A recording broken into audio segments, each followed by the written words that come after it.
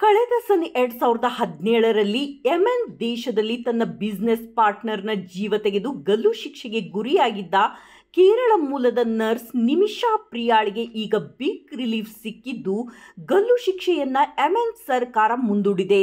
ಕೇರಳ ಮೂಲದ ಮುಸ್ಲಿಂ ಧರ್ಮದ ಚಿಂತಕ ಎಪಿ ಅಬುಬಕ್ಕರ್ ಹಾಗೂ ಭಾರತ ಸರ್ಕಾರದ ಹಿರಿಯ ಅಧಿಕಾರಿಗಳು ನಿರಂತರವಾಗಿ ಯೆಮೆನ್ ಸರ್ಕಾರ ಹಾಗೂ ಅಲ್ಲಿನ ಸೂಫಿ ವಿದ್ವಾಂಸರು ಮತ್ತು ತಲಾಲ್ ಮೆಹದಿ ಕುಟುಂಬಸ್ಥರೊಂದಿಗೆ ಮಾತುಕತೆ ನಡೆಸಿದ್ದಾರೆ. ಹೆತ್ತ ಮಗನನ್ನ ಕಳೆದುಕೊಂಡು ನೊಂದಿರುವ ತಲಾಲ್ ಮೆಹದಿ ಕುಟುಂಬಸ್ಥರಿಗೆ ಪರಿಹಾರವಾಗಿ ಒಟ್ಟು 8.5 ಕೋಟಿ ರೂಪಾಯಿ ಮನಿಯನ್ನು ಕೊಡುವ ಭರವಸೆಯೊಂದಿಗೆ ಮಾತುಕತೆಯನ್ನು ನಡೆಸಲಾಗಿದ್ದು, ಇದು ಫಲಪ್ರದವಾಗಿದೆ ಎಂದು ಮಾಹಿತಿ ಲಭ್ಯವಾಗಿದೆ.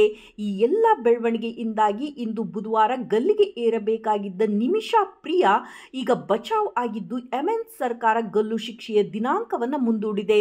ತಲಾಲ್ ಕುಟುಂಬದವರು ಪರಿಹಾರದ ಹಣಕ್ಕೆ ಒಪ್ಪಿದರೆ ನಿಮಿಷಾ ಪ್ರಿಯಾ ಭಾರತಕ್ಕೆ ವಾಪಸ್ಸಾಗುವ ಸಾಧ್ಯತೆ ಇದೆ.